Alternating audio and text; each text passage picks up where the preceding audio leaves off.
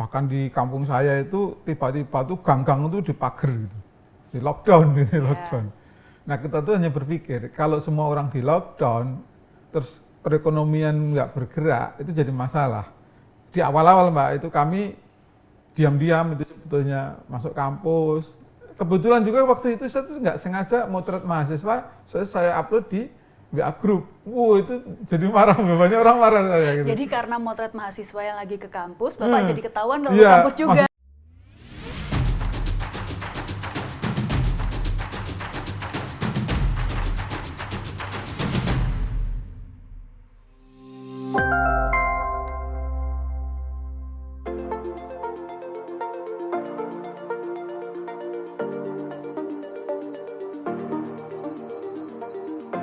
Halo Sobat Polgov, jumpa lagi di Polgov Talk bersama saya Wiwit Wijayanti. Pada episode kali ini kita akan diskusi tentang semangat bagaimana menciptakan solusi di masa krisis. Sudah hadir bersama kita Prof. Kuat Triyono. Beliau adalah dosen dari Departemen Fisika Fakultas MIPA Universitas Gadjah Mada yang juga merupakan penemu dari genus C19. Tapi sebelum kita ngobrol dengan beliau, yuk kita simak profil beliau berikut ini.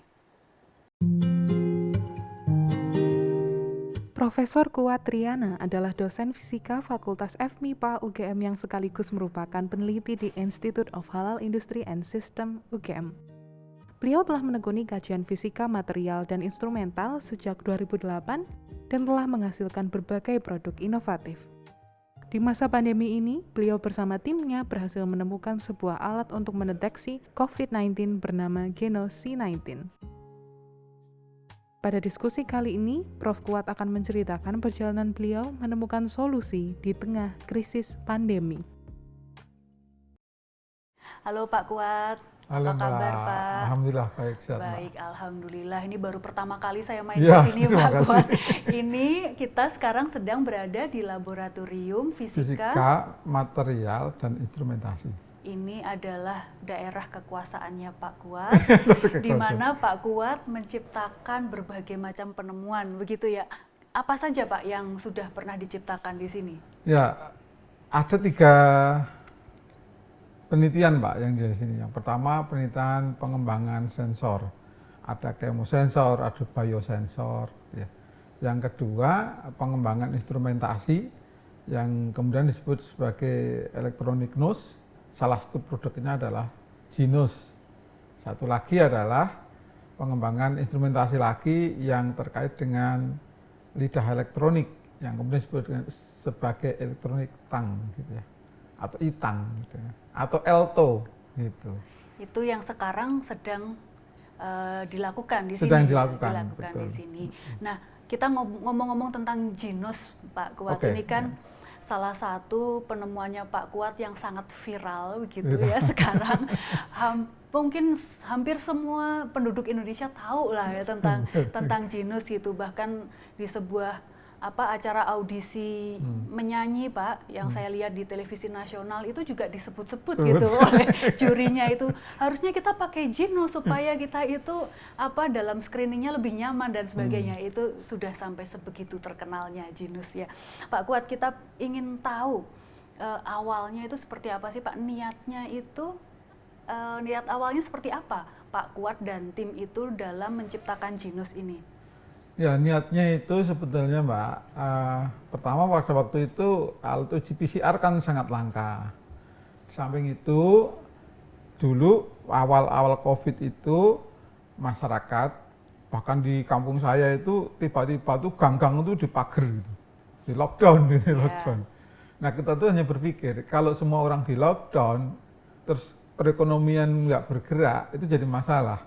Nah kami itu dengan tim menginginkan gimana kalau secara ekonomi masih bisa berjalan, namun kesehatannya terjamin. Ya itulah. Nah, salah satu caranya adalah dengan mengembangkan alat yang kemudian kita sebut sebagai Genos ini. Harapan semula agar kita tuh cepat sekali menemukan orang-orang yang positif terinfeksi COVID, agar kemudian kita isolasi atau di treatment, disembuhkan. Sementara yang yang negatif itu harapannya itu bisa beraktivitas secara ekonomi dengan tetap menerapkan protokol kesehatan. Idenya seperti itu. Jadi menyeimbangkan antara kegiatan ekonomi dan kesehatan gitu.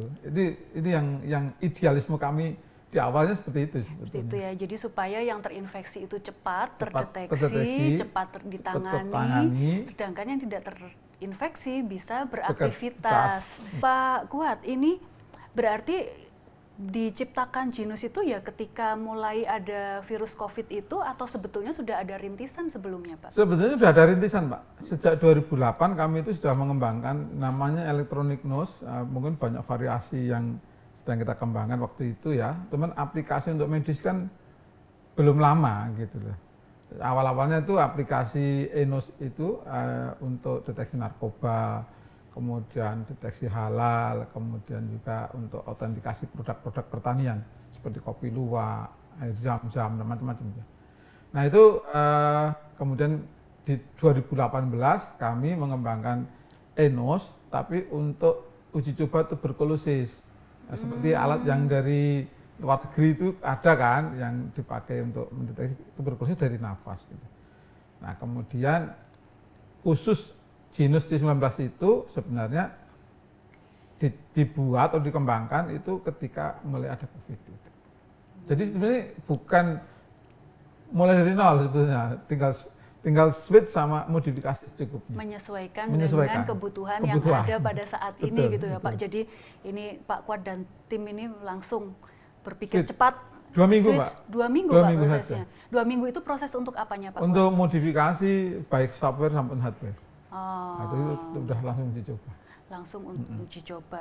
Pak, tapi pada saat itu kan kampus kita sempat di lockdown. Iya betul. Ya, Pak Kuat, ya. Semua kita semuanya ya, warga kampus ini nggak boleh datang ke kampus. Lah Pak Kuat kemudian beraktivitasnya di mana? Di kampus. Tetap di kampus. Jadi ketahuan. Jadi gini, ya memang kami sadar bahwa universitas itu ingin menjaga kesehatan warganya kan pasti gitu. Kami paham itu dan kami juga paham kalau kami yang diberikan sedikit kelebihan kesehatan, peluang itu kemudian ikut rebahan selama-lamanya. Nanti kita bukan jadi bagian dari yang menyelesaikan masalah. Kita hanya jadi bagian dari masalah itu sendiri gitu. Maka dari itu di awal-awal Mbak itu kami diam-diam itu sebetulnya masuk kampus. Kebetulan juga waktu itu saya tuh nggak sengaja motret mahasiswa, saya upload di WA group. Wow itu jadi marah, banyak orang marah saya gitu. Jadi karena motret mahasiswa yang lagi ke kampus, Bapak jadi ketahuan kalau ke kampus juga. Maksudnya gitu. menunjukkan bahwa ini loh mahasiswa kami masih semangat gitu loh. Wah itu udah habis itu udah kami harus jalan senyap. Akhirnya setelah itu diketahui dan dari pihak departemen nggak membolehkan, dari pihak SKKK juga nggak membolehkan. Ya kami akhirnya datangnya itu tidak bersama-sama, datangnya satu-satu. Jadi ada strategi. Iya ada strategi. Walaupun di sini ngumpul juga akhirnya, ngumpul dari teman-teman dari medis, dari Fakultas Kedokteran, kami dengan mahasiswa juga. Jadi ada dokter muda juga yang ikut terlibat di ruangan ini dulu Mbak. Nah itulah kira-kira kami sebenarnya tidak berniat untuk melanggar peraturan rektor, tetapi memang ya kondisinya seperti itu yang kita harus menyesuaikan. Kalau saya bilang Pak Kuat dan tim itu pada saat itu sudah selangkah lebih maju Pak. Jadi ketika yang lainnya itu mungkin gagap ya Pak menghadapi kondisi pandemi ini yang kemudian ya pokoknya kita harus isolasi di rumah begitu kan, meminimalkan interaksi dengan yang lain, tapi kemudian Bapak dan tim itu sudah menjalankan kenormalan baru gitu. Ya aktivitas tetap berjalan. Sebenarnya dengan ketakutan. Iya, tetap takut tetap ya Pak juga, ya. Karena waktu itu kan isunya aerosol, jaraknya bisa 8 betul. meter, bisa 20 meter, kan isunya masih simpang siur. Ya, kalau sampai begitu kan sebenarnya berbahaya. Tetapi niat kami memang dengan masuk ke laboratorium itu sebenarnya kami ingin menjadi bagian dari solusi atas masalah COVID ini sebetulnya. Iya, ya, jadi semangat untuk menjadi Betul. bagian dari solusi itu mengatasi ketakutan ya Pak ya. Lebih besar. Ya ibaratnya dulu sampai begini kawan-kawan itu. Ya sudahlah Pak, kalau kita mati karena COVID, tapi kita dalam keadaan ini sedang berjuang. Kan, iya, gitu. iya. Itu sampai sekarang itu Mbak. Sampai sekarang. Alhamdulillah malah diberikan kesehatan gitu. Alhamdulillah ya. Apa Tuhan memberkati umatnya Amin. yang berbuat kebaikan. Amin. Kalau itu betul. Iya, Pak Kuat. Ini kan tadi Bapak menyampaikan bahwa produk ini sebetulnya sudah dirintis sejak 2018 ya. 2008, Pak. Oh, 2008. 2008. Oke. Lama. 2008 udah lama sekali.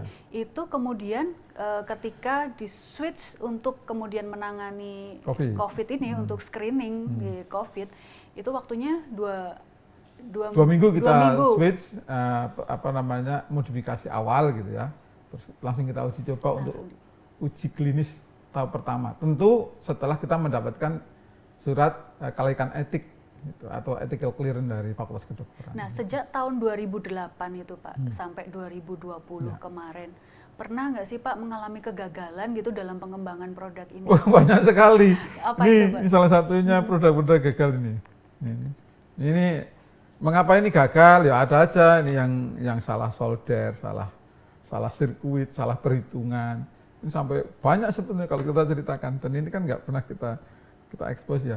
Karena kita ingin mendorong terutama yang generasi muda itu jangan takut gagal, karena gagal itu kemudian kita mendapat ilmu yang baru. Jadi banyak, gagalnya sih banyak, tetapi jangan jadikan gagal itu sebagai sesuatu yang menghalangi kita. Justru kita itu sebetulnya mendapatkan banyak ilmu itu ketika banyak gagal. Belajar dari kegagalan Betul. itu, kita tahu kesalahannya Betul. di mana, gitu ya Pak. Iya.